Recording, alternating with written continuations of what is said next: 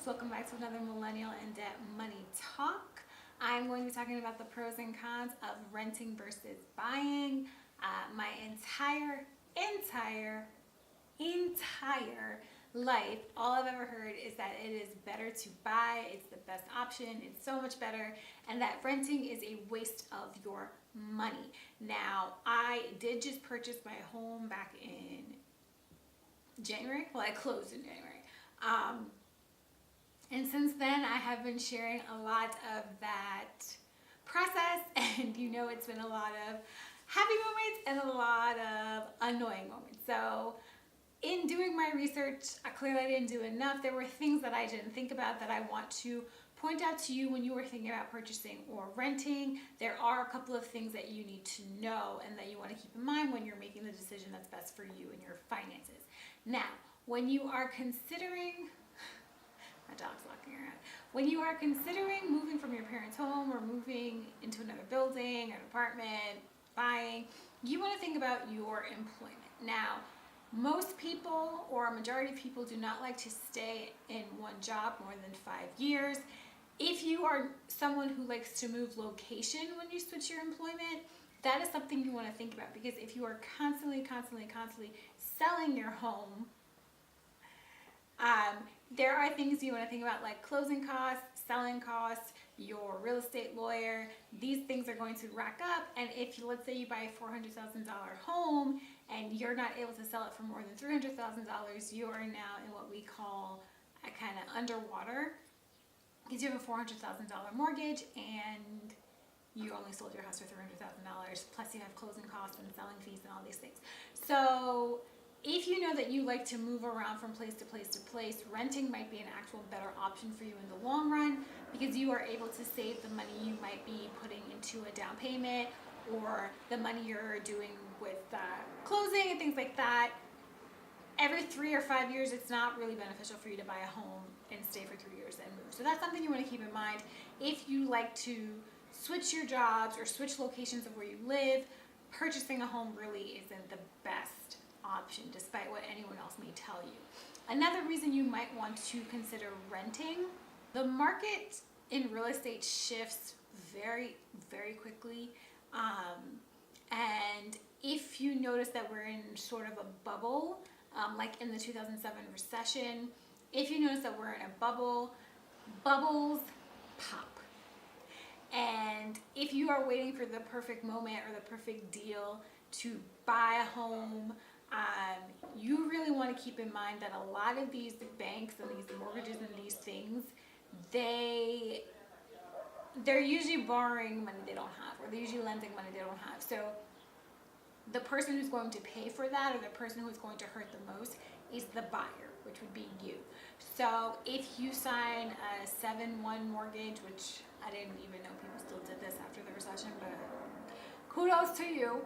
If you sign one of those with a 5% interest or a 3% interest, and then in 7 years your interest goes to 12%, your mortgage is going to skyrocket, right? And unless you hit the lotto or you get a really big raise, most people cannot afford for their mortgage to double or triple at any point in their life. So you really want to watch the market. If it's a seller's market, if it's a buyer's market, sometimes renting might be a better choice as the real estate market gets itself settled and all these types of crazy things.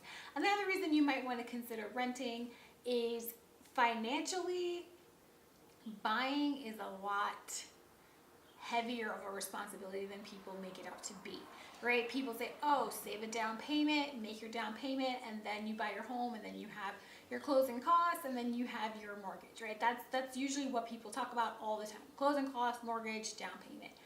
There are so many other things that go along with buying a home and owning a home that I have been learning over the last 4 or 5 months, and it's really it's a shame that people don't talk about it more often, because they're pushing the agenda of purchasing a home, buy a home, be a homeowner, be a homeowner.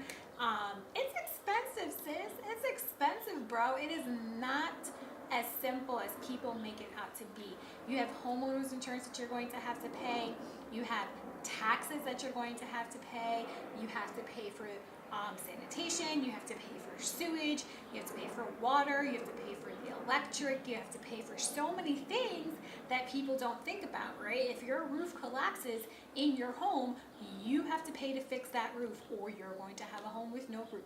If your water heater breaks, you have to pay to fix that water heater, or you're going to have to take cold showers for the rest of your life. So these are things that people don't really talk about, because owning a home is the American dream, right?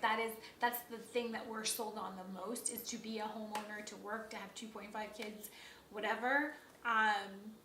That's an expensive dream to accomplish, especially the way the student loan debt and all these other things are set up in our country to kind of make it very difficult to achieve. So when you rent, if the water heater goes in the apartment, that's not your problem.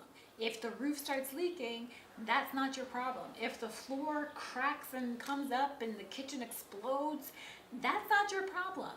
But if you're a homeowner, it's all your problem. And those things tend to blow up all at the same time. So if your finances aren't cut up for that, rent. There is not a problem with renting. Trust me. I wish I knew that. Another reason you might want to consider renting, and I never really thought about this, and I wish I did, and I like that since I've been researching and looking into it, I can tell my brothers about it. And my younger brothers benefit from all my financial mistakes. Down payments are expensive, and they are a big cash stop in your finances and budget and saving. Because when you save all this money for a down payment, it's wonderful. You have $10, $20, $30, $40, $50,000, because down payments go from 3 to 20%, and usually they want 20%, or you're going to get stuck with PMI. You save $50,000, you're the bomb. But then that $50,000 just gets taken out of your bank account and goes to the down payment, and you have what now, right? Now you have a mortgage payment. Now you have homeowners insurance to pay. Now you have to buy furniture. Now you have to hire movers. Now you have to hire painters. And it's a constant financial drain, where during the process of you saving this $50,000, you were on an upward trajectory. Your net worth was increasing, right? My net worth is like negative 5 million, whatever. At this point, even though I did pay off my student loans, I now have the mortgage that's kind of like tanked my hopes and dreams.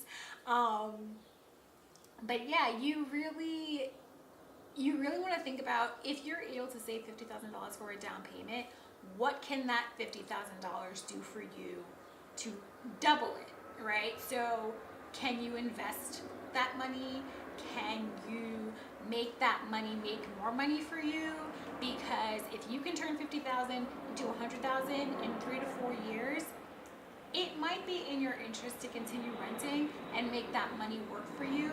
Where if you have $100,000 and you got to put $50,000 down, you still have $50,000 left, right? So that's something you really want to think about. If I can save all this money for a down payment, what can I make this money do for me, instead of immediately being taken and then now I have a mortgage, right? There's things you can do being a homeowner that you can't do when you rent, but there are things that you can do when you're renting that would be considered a pro as opposed to owning a home. So the real theme or moral that I can leave you with at the end of this video is, do the research, do the things that are best for your finances, and don't let people push this idea of what the American dream is. Don't let people tell you that renting is a waste of money, because it's not always a waste of money, depending on the life that you're trying to live or build for yourself. So keep that in mind, and I'll catch you on the next one. Bye.